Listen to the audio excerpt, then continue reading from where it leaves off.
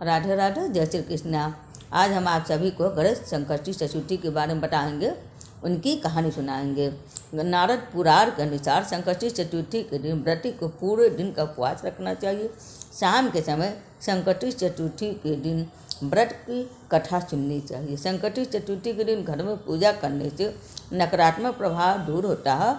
चंद्रमा को देखना भी शुभ माना जाता है। सूर्योदय से शुरू होने वाला संकष्टी चतुर्थी चंद्र दर्शन के बाद समाप्त हो जाता है।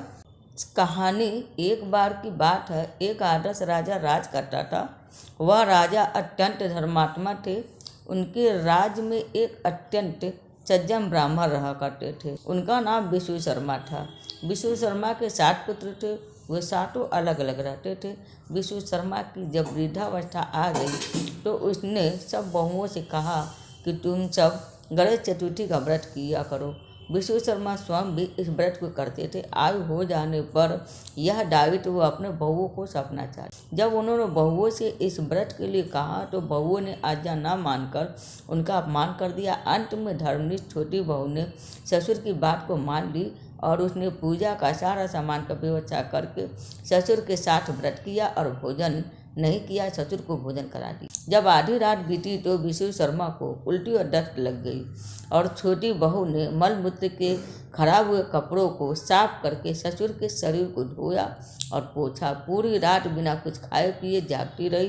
व्रत के दौरान रात में चंद्रोदय पर स्नान फिर से करके फिर से गणेश जी की पूजा भी की और विधिवत पारण किया। विपरीत स्थिति में भी अपना धैर्य नहीं खोया और पूजा और ससुर की सेवा दोनों श्रद्धा भाव से करती। गणेश जी ने उन दोनों पर अपनी कृपा की। अगले दिन से ही ससुर जी का स्वास्थ्य ठीक होने लगा और छोटी बहू का धन धान से घर भर गया। फिर तो अन्य बहुओं को भी इस प्रसंग से प्रेरणा मिली और उन्होंने अपने ससुर से क्षमा मांगते हुए फागुन कृष्ण संकष्टी चतुर्थी व्रत किया और साल भर आने वाली हर चतुर्थी का व्रत करने का शुभ संकल्प किया। श्री गणेश भगवान जी की कृपा से सभी का स्वभाव सुधर गया। गणेश भगवान जी, आपने जैसे उन सबका दिन पलटा और सबको व्यवहार में भी परिवर्तन किया, वैसे आप सारे भक्तों के साथ करना और सबके ऊपर अपनी कृपा दृष्टि बना रखना। तो बोले गणेश भगवान जी की जय। संकटा माता का भी पूजा संकष्टी चतुर्थी के दिन किया जाता है और उनकी भी कहानी सुनी जाती है और उनका भी व्रत रखा जाता है।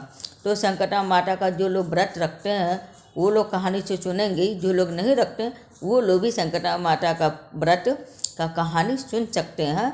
तो गणेश चतुर्थी के दिन गणेश भगवान जी के साथ साथ आप उनका भी कहानी जरूर सुना करिए।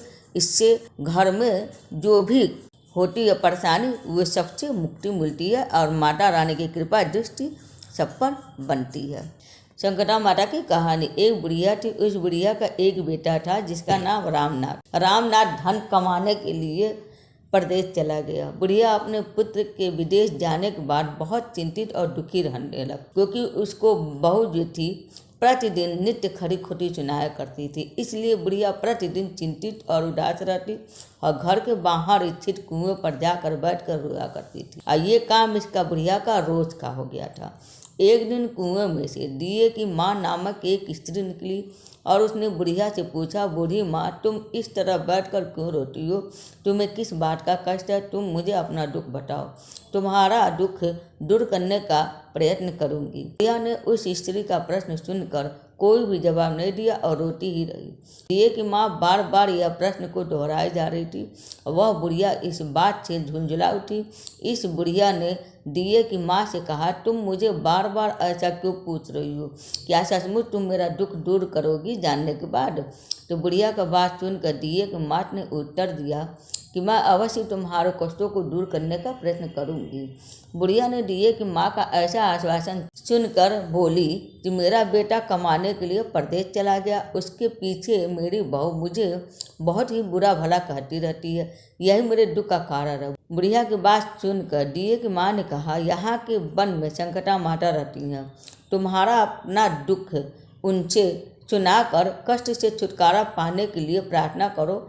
माँ बहुत दयालु और दुखियों के प्रति सहानुभूति बहुत रखती हैं। निसंतानों को संतान, निर्धनों को धनवान, निर्बल को बलवान और अभागों को भाग्यवान बनाती हैं। उनकी कृपा से सौभाग्यवती स्त्रियों का सौभाग्य अचल हो जाता है और कुंवारी कन्याओं को अपने इच्छित वर की प्राप्ति होती है। रोगी अपने रोग से मुक्त होते हैं। इसके अलावा जो भी मनोकामना हो वह सभी पूरा करती हैं, इसमें कोई भी संदेह नहीं है। दिए कि माँ के ऐसी बिलछर बात को सुनकर बुढ़िया संकटा माता के पास गई और उनसे चरणों पर गिरकर विलाप करने लगी। संकटा माता बड़े ही दयालु होकर बुढ़िया से पूछी कि बुढ़िया, तुम किस कारण इतने दुख से बार बार रोती रहती हो। बुढ़िया ने कहा, हे माता, आप तो सब कुछ जानती हो, आपसे तो कोई भी बात छिपी नहीं है। आप मेरे दुख को दूर करने का आश्वासन दे तो मैं अपने दुख गाथा आपको सुनाऊंगी। बुढ़िया की बात सुनकर संकटा माता ने कहा, मुझे पहले अपना दुख बताओ, दुखियों का दूर करना मेरा ही काम है। संकटा माता के ऐसा कहने पर बुढ़िया ने कहा, हे माता, मेरा लड़का परदेश चला जाता है तो उसके घर में ना रहने से मेरी बहू मुझे बहुत तरह तरह की बातें सुनाया करती है। उसकी बातें मुझसे सहन नहीं होती है, इसी कारण परेशान होकर मैं बार बार रोया करती हूँ। बुढ़िया की इस दर्द भरी कथा को सुनकर संकटा माता ने कहा, तू घर जाकर मेरे लिए मन्नत मंगौती मांग और मेरी पूजा करो, इससे तुम्हारा लड़का सब कुशल घर वापस आ जाएगा। मेरी पूजा के दिन सुहागिन स्त्रियों को आमंत्रित कर उन्हें भोजन कराना, ऐसा करने से तुम्हारा लड़का अवश्य तुम्हारे पास आ जाएगा। संकटा माता के कहे अनुसार उस बुढ़िया ने मनौती मांगकर पूजा की और सुहागिन स्त्रियों को भोजन के लिए आमंत्रित किया। परंतु विचित्र बात यह हुई कि जब बुढ़िया ने स्त्रियों के लिए लड्डू बनाने शुरू किए तो उससे 60 की जगह 8 लड्डू बन गए। इस बात से बुढ़िया बहुत ही असमंजस में पड़ गई। ऐसा होने का क्या कारण है? कहीं मुझे से गिनने में तो गलती नहीं हो रही है, अथवा अपने आप 8 लड्डू बन जाने का कोई अन्य कारण है। उसी समय संकटा माता का एक वृद्ध स्त्री के रूप में बुढ़िया के सामने प्रकट हुई और बुढ़िया से पूछी, क्यों बुढ़िया, आज तुम्हारे यहाँ कोई उत्सव है क्या? यह सुनकर बुढ़िया बोली, आज मैंने संकटा माता की पूजा किया और सुहागिन स्त्रियों को भोजन के लिए आमंत्रित किया, किंतु जब गिन कर 60 लड्डू बनाती हूँ तो वो लड्डू अपने आप ही 8 बन जाते हैं। मैं इसी बात से चिंता में पड़ गई हूँ। बुढ़िया की बात सुनकर संकटा माता ने कहा, क्या तुमने किसी बुढ़िया को भी आमंत्रित किया है? बुढ़िया कहने लगी, नहीं, मैंने ऐसा नहीं किया, परंतु तुम कौन हो? संकटा माता ने कहा, मैं बुढ़िया हूँ, मुझे ही आमंत्रित कर लो। ऐसा सुनकर बुढ़िया ने उस बुढ़िया रूपधारी संकटा माता को भोजन के लिए आमंत्रित कर लिया। उसके बाद बुढ़िया के घर पर सभी आमंत्रित सुहागिनी आ पहुंची और बुढ़िया ने सबको लड्डू तथा अन्य मिठाई आदि का भोजन कराया।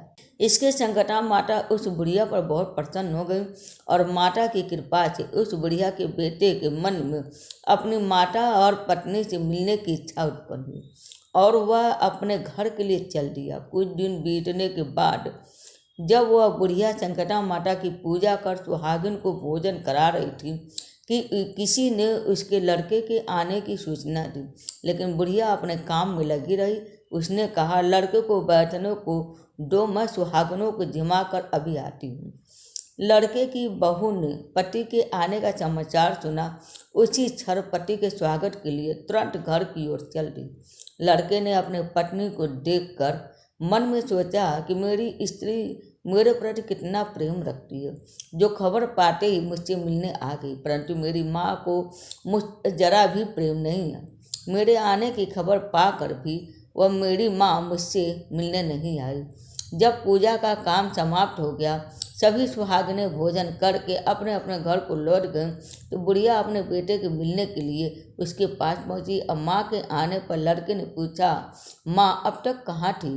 माँ ने कहा, बेटा, मैंने तुम्हारी कुशलता के लिए संकटा माता से मनौती मांग रखी थी, उसी को पूरा करने के लिए सुहागिनें जिमा रही थी। संकटा माता की कृपा से उसका मन अपनी पत्नी से हट गया। उसने माँ से कहा, माँ, तो मैं यहाँ रहूँगा या ये रहेगी? बुढ़िया ने कहा, बेटा, तुम्हें मैंने बड़ी कठिन तपस्या से पाया, इसलिए तुम्हें नहीं छोड़ सकती। इसलिए चाहे बहू का त्याग भी करना पड़े तो मैं कर सकती हूँ।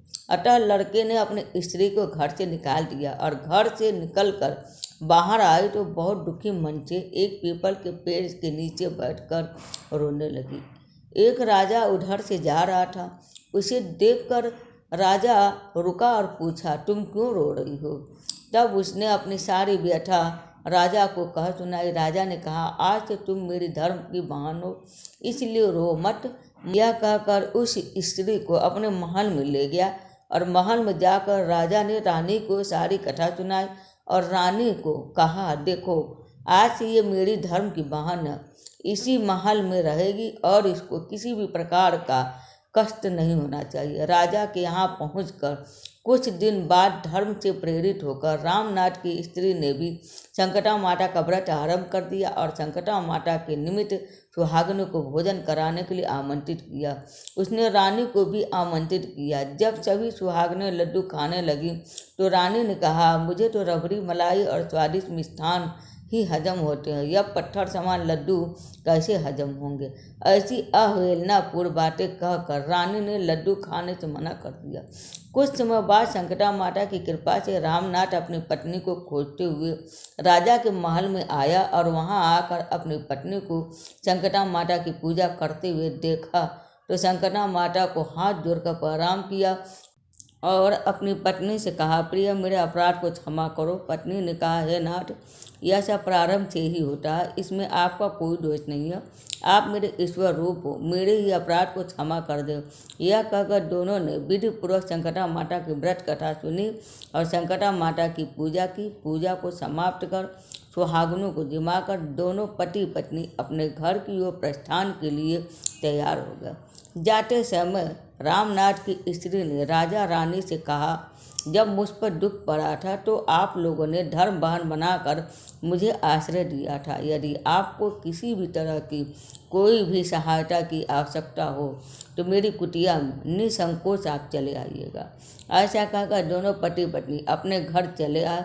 संकटा माता के प्रसाद का निरादर करने के कारण रानी पर भारी संकट आ पड़ा। रामनाथ की बहू के जाते ही उनका राजपाट नष्ट हो गया। ऐसी विपत्ति में पड़कर रानी ने राजा से कहा, ना मालूम वह तुम्हारी धर्म बहन कैसी थी, उसके यहाँ से जाते ही सब कुछ नष्ट हो गया। रानी ने राजा से कहा, जाते समय वह कह गई थी कि जब मेरे पर संकट पड़ा था तब मैं तुम्हारे यहाँ आई और कदाचित तुम्हारे ऊपर कोई भी कष्ट पड़े तो तुम मेरे घर चले आना, इसलिए हम लोगों को उसके यहाँ चलना चाहिए। ऐसा विचार कर राजा रानी दोनों ही अपनी धर्म की बहन के घर गए और वहाँ जाकर रानी ने कहा, बहन तुम्हारे जाते ही ऐसा क्या हो गया कि हमारी सारी संपत्ति नष्ट हो गई, हम लोग बहुत परेशानी में पड़े हुए हैं। रानी की बात सुनकर रामनाथ की स्त्री ने कहा, बहन मैं तो कुछ नहीं जानती, यह सब तो करता धरता संकटा माता है, इसके अतिरिक्त कोई दूसरा नहीं है। इसलिए मेरी राय में तुम संकटा माता से अपनी भूलों के लिए क्षमा याचना करो, उन्हीं की मान मनौती से तुम्हारा काम बन जाएगा, तुम्हारे सारे बिगड़े काम अपने आप सुधर जाएंगे। रामनाथ की स्त्री की बातें सुनकर रानी ने श्रद्धा भक्ति से संकटा माता का व्रत किया और सुहागिनों को जिमाकर अनजाने में ही अपनी सब भूलों के लिए संकटा माता से बार बार क्षमा मांगी। रानी के ऐसा करते ही संकटा माता प्रसन्न हो गई और रात में रानी को स्वप्न में कहा कि तुम दोनों पति पत्नी अपने महल को चले जाओ, वहाँ जाकर मेरी पूजा करना और मेरे निमित्त सुहागिनों को जिमाना। ऐसा करने से तुम्हारा गया हुआ राजपाट तुम्हें दोबारा वापस मिल जाएगा। सुबह होते ही रानी ने अपने स्वप्न की बात राजा को बताई।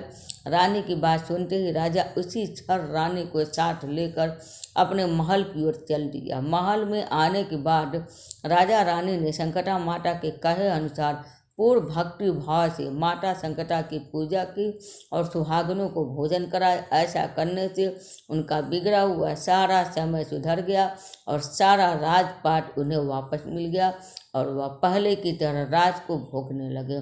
तो बोलिए संकटा माता की जय हो। इस प्रकार संकटा माता का व्रत कथा सुनाना चाहिए लोगों को। संकटा माता सारे विपत्ति को हल लेती हैं। तो बोलिए संकटा माता की जय। कथा समाप्त हुई।